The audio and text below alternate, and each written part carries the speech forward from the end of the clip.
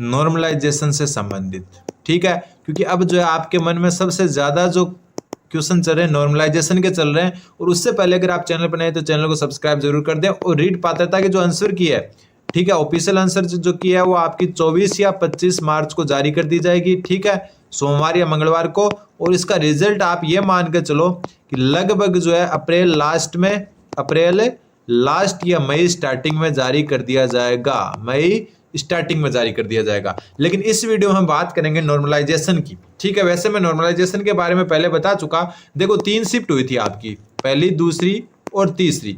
ये जो है आपकी लेवल 1 की शिफ्ट थी और ये बाकी जो है आपकी लेवल 2 की शिफ्ट थी। तो इस शिफ्ट में तो कोई किसी भी प्रकार का कोई नॉर्मलाइजेशन नहीं होगा, क्योंकि नॉर्मलाइजेशन हमेशा उस जगह होता है जहां एक से अधिक शिफ्ट हो। तो लेवल 2 की 2 शिफ्ट हुई थी।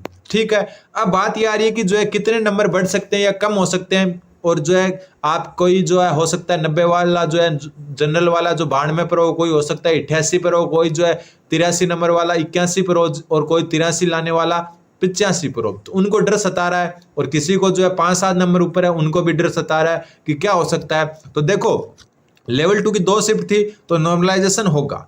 अब अपन ज्यादातर क्या सोच रहे हैं कि जो है आपकी शिफ्ट नंबर 2 जो है वो क्या थी, डिफिकल्ट थी। हम कह सकते हैं ये हार्ड मानी जा रही है। लेकिन अपने हार्ड मानने से कुछ भी नहीं होगा, क्योंकि पिछली बार भी सेम कंडीशन हुआ था। जो शिफ्ट हार्ड मानी थी वो उतनी हार्ड नहीं गई थी, कारण कि शिफ्ट अपने को हार्ड लग रही है। कोई जरूरी नहीं है कि उसको हार्ड माना जाए। उस जो है बहुत सारे फैक्टर देखे जाते हैं कि औसत अंक कितने बन रहे हैं, जो है न्यूनतम अंक कितने बन रहे हैं, ठीक है, अधिकतम अंक कितने बन रहे हैं, ऐसे करके बहुत सारे जो है विचलन कितना हो रहा है, ये सब चीजें देखी जाती है। उसके बाद में डिसाइड किया जाता है कि कौन सी शिफ्ट हार्ड थी। हो सकता है दूसरी शिफ्ट अपने को हार्ड लग रही है, लेकिन यहाँ पर जो स्टूडेंट थे उनके स्कोर, औसत स्कोर, उनका न्यूनतम स्कोर, उनका अधिकतम स्कोर, उनका विचलन वगैरह ज्यादा हो, तो फिर क्या होगा, ये शिफ्ट जो है आधार मानकर दूसरी शिफ्ट में परिवर्तन किया जाएगा। ठीक है, बढ़ाया जाएगा। वैसे अगर देखा जाए तो दूसरी शिफ्ट हार्ड थी, तीसरी इजी थी। ठीक है, लेकिन हार्ड का नाम हार्ड नहीं थी, सिर्फ साइकोलॉजी के कुछ क्वेश्चंस हार्ड थे, बाकी जो है थोड़ा सा जो है नॉर्मल ही थी। तो कुल मिला के नॉर्मलाइजेशन का कितना फर्क पड़ेगा, तो मैं बता रहा हूं आपको, जो है मैक्सिमम से मैक्सिमम बता रहा हूं, 0 से लेकर जो है 1 नंबर मान सकते हो। 1.25 मेरे हिसाब से तो जाएगा ही नहीं, लेकिन फिर भी इतना मान सकते हो। अब जो है मान लो कि कोई स्टूडेंट 2 नंबर कम है, कोई के 3 कम है, उनका क्या होगा, तो उनके एक समाधान है बोनस वाला। ये कैसे काम करता है बोनस वाला समाधान? बोनस वाला समाधान काम करता है, मान लो कि आपका जो है एक क्वेश्चन लेते हैं, 22वां क्वेश्चन है। ठीक है, आपका 22वां क्वेश्चन फिलहाल गलत है। ठीक है, अभी जो आंसर की आएगी वो गलत है, उसमें गलत है, अभी गलत हो रहा है क्योंकि सोमवार या मंगलवार को आंसर किया जाएगी, उसमें भी आपका मान लो ये क्वेश्चन गलत है। अब जो है आपके नंबर जो है कितने भी बन रहे हो, ये एक और आगे जाके दूसरा जो है क्वेश्चन मान लो 106वां क्वेश्चन है, ये भी आपका अभी फिलहाल क्या है, गलत आ रहा है। ठीक है, अब क्या हो कि जो है फिर क्या होगा, जो आंसर क्या आएगी उस पर ऑब्जेक्शन लगेंगे, आपत्तियां लगेगी, और उसके बाद में बोर्ड को लगेगा कि मान लो कि ये क्वेश्चन मान लो कि क्या हो रहा है, डिलीट हो रहा है। क्या हो रहा है, डिलीट हो रहा है, मतलब क्वेश्चन गलत छप गया। जैसे एक लेवल 1 में मैथ में भी गलत छपा हुआ है, तो गलत छप गया, या किसी अन्य कारण उत्तर 2 हो रहे हैं, या किसी भी कारण जो आपका ये क्वेश्चन डिलीट हो गया, तो ये डिलीट होते ही आपको यहाँ पर मिलेगा बोनस।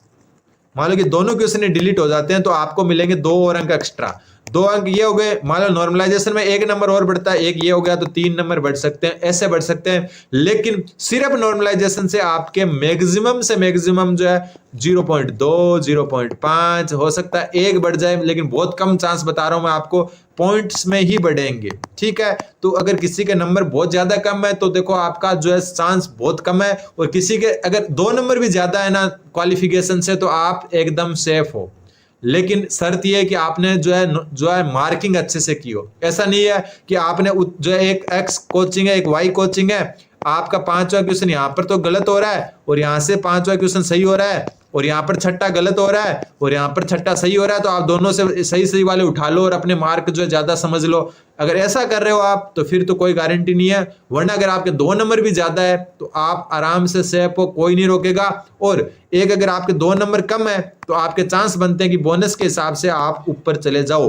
तो कुल मिला के इतना ध्यान रखना कि सिर्फ और सिर्फ बढ़ने के चांस रहेंगे, वो भी क्या है, नॉर्मलाइजेशन में 0 से 1 नंबर के बीच में, और बोनस हो सकता है 1-2 क्वेश्चन डिलीट हो जाए, वो तब पता चलेगा जब आंसर की आ जाएगी। ठीक है, फिर मैं आपको बता दूंगा कि कौन से डिलीट होने लायक है और कौन से उत्तर चेंज हो सकते हैं। तो कुल मिला के ये जो है नॉर्मलाइजेशन की प्रक्रिया होती है। 2 ही पारियों में एग्जाम हुआ तो इतना विचलन हो ही नहीं सकता। एक 3 4 5 6 पारियों में होता है ना, तब ज्यादा विचलन होता है।